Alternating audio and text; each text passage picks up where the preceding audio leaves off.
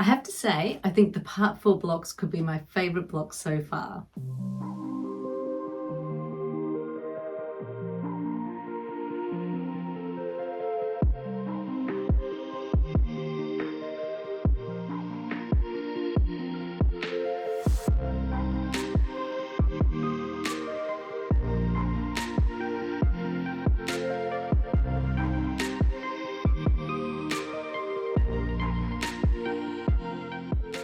So here are the Part 4 blocks. The Part 4 applique block repeats some of the elements from the previous block with the circle in the centre and the squarish border. What I really love is the 4 radiating flower shapes that add softness and balance to the block. And here is the Part 4 FPP block. This block is made up of 4 identical, unusual looking units which are really fun to make. When the units are laid out with the triangles in the centre, it makes the shape of a cross with a diamond in the centre, and it looks even prettier when it's placed on point. So using all the tips and techniques that I've shared with you in the previous videos, you can go ahead and make the Part 4 blocks using your preferred methods.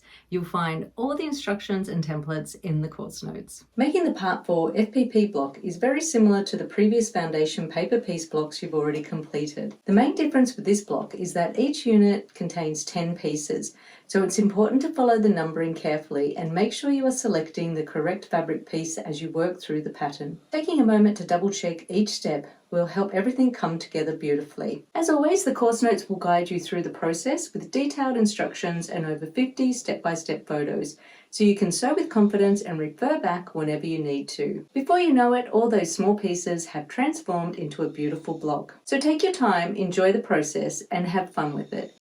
And this month's tip is about pressing.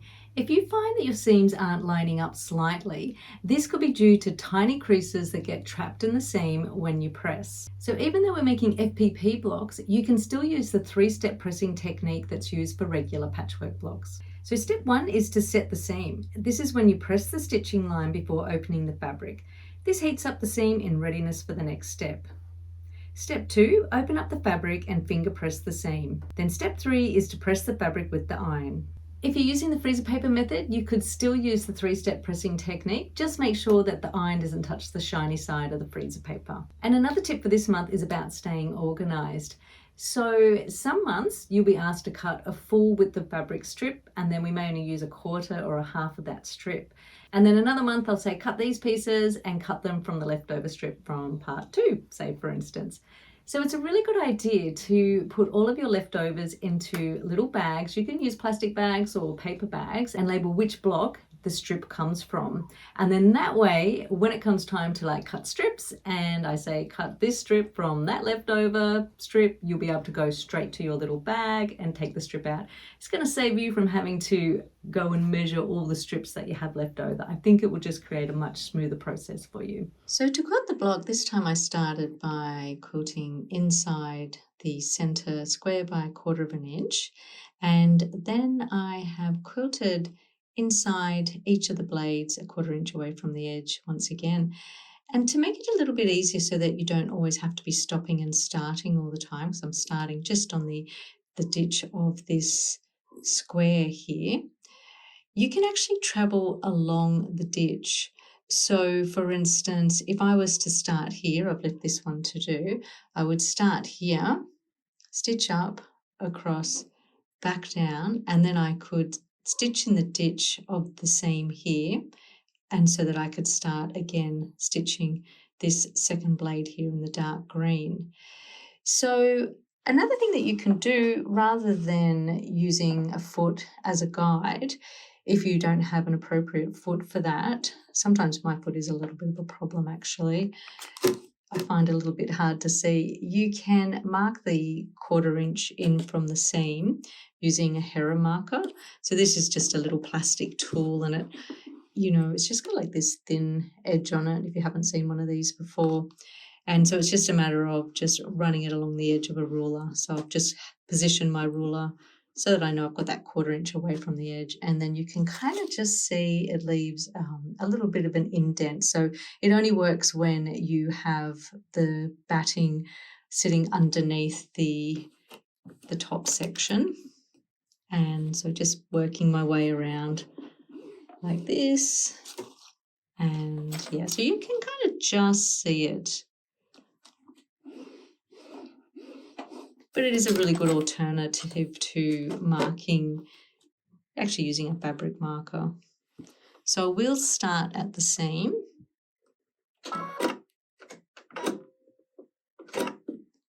And I'll just pop my needle down so it's going exactly into the ditch of the seam at the moment. And then I'll just show you how I'm going to stitch this. So once again, I'm starting with my tiny stitches. They can be set at a length of 0.4 or 0.6, whatever works for your sewing machine. And just a couple of nice tiny stitches. 6 or 7 is nice to keep things nice and secure. And then I'm using the stitch length of 2.5.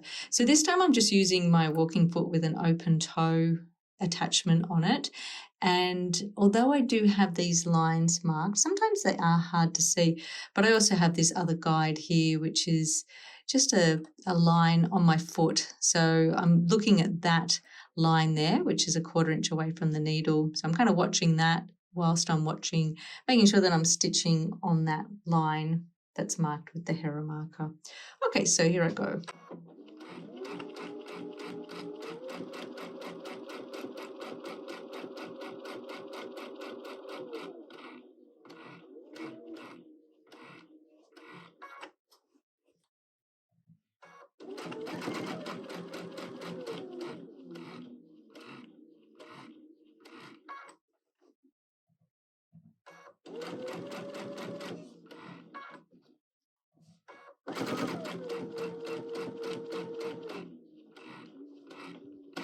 And so here's the part where I'm just going to stitch right up to the ditch. Just get right in that ditch there, and then I'll just very carefully stitch in the ditch. So when you do that, just try and pull the seam apart, just so you can get right in the ditch. And then onto my next blade. And I think that's, oh, I need to do one more stitch. There we are. And then just stitching 1/4 inch away from the seam on the next blade.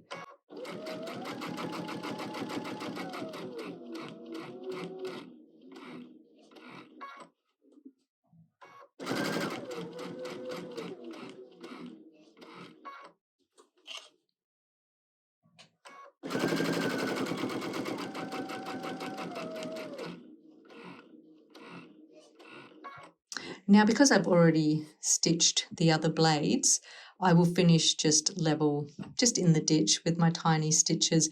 But if I was continuing on, it would just be the same thing again, just traveling. They just call that traveling along the ditch and then up into my next blade. But I'm just going to finish at the seam in the ditch. So I just stopped, you can't really see there, but I actually stopped a fraction before the seam and just finishing with 6 or 7 tiny stitches.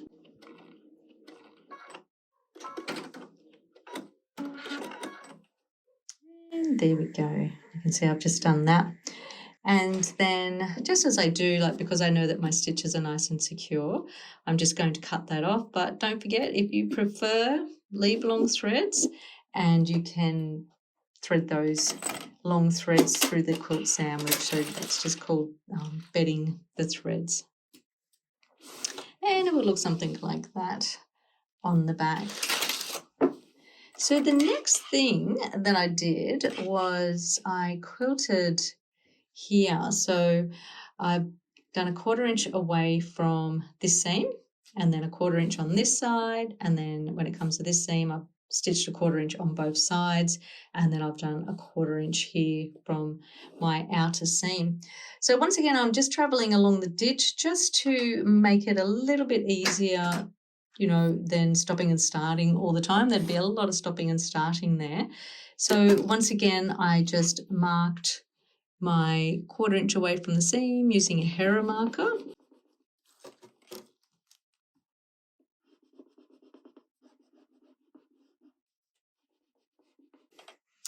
Okay, so you can see all those indents created by the Hera marker. And this time, just to hide my stopping and starting, I'm going to start in the ditch of this seam here, just slightly before where I need to start stitching along there. And so just popping the foot down, so I'm starting, you know, like less than 1/8 of an inch, just a couple of millimeters away from where I need to start sewing. And look, I actually missed that ditch there, so I'll just try that again. Just lift the foot. Okay, so let's give that another go. Turning the wheel by hand, good. I'm making sure that I'm right in there. This time I'll bring the bobbin thread to the top. So that's also a good way to make sure that you don't get those knots and things happening on the back. So now needle down, lift the foot. So this is something you would only do if you do find that you get that thread nest on the back, but I thought I'd just do that this time. So once again, starting with my tiny stitches, I'm doing 6 or 7.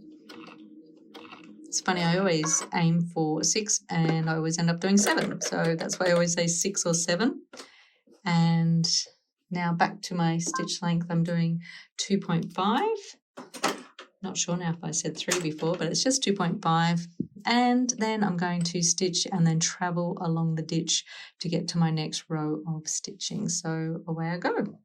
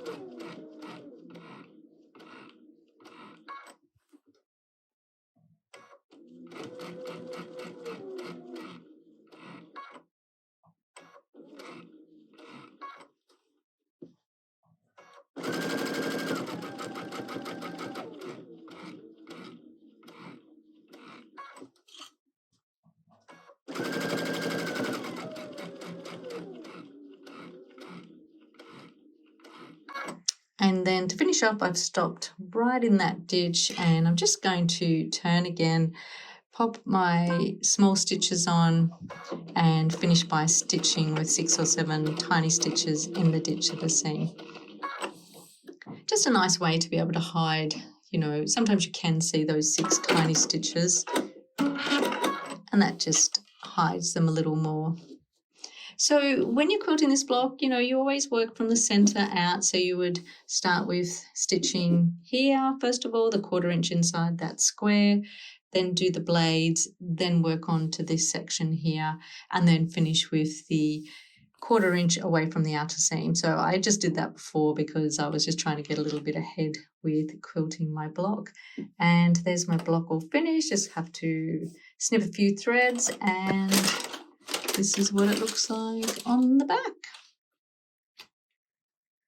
So we are absolutely loving seeing everybody's secret path blocks. So if you didn't know, we have a private Facebook group and we're really excited to let you all know that we now have 16,000 members in our group. And it's a great place to share all of your Pattern Poole creations.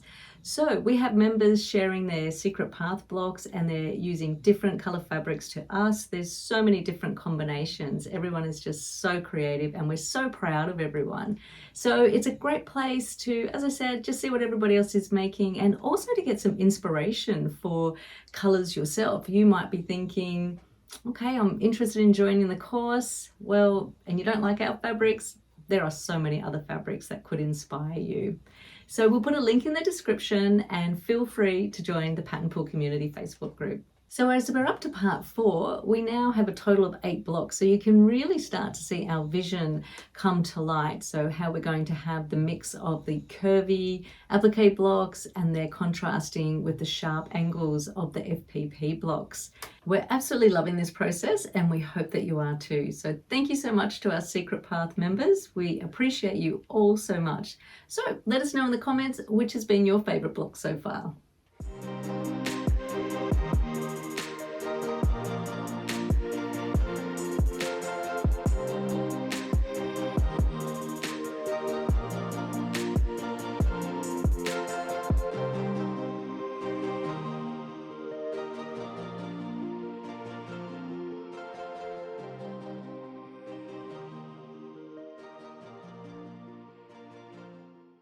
You may have noticed that I'm in a new sewing space.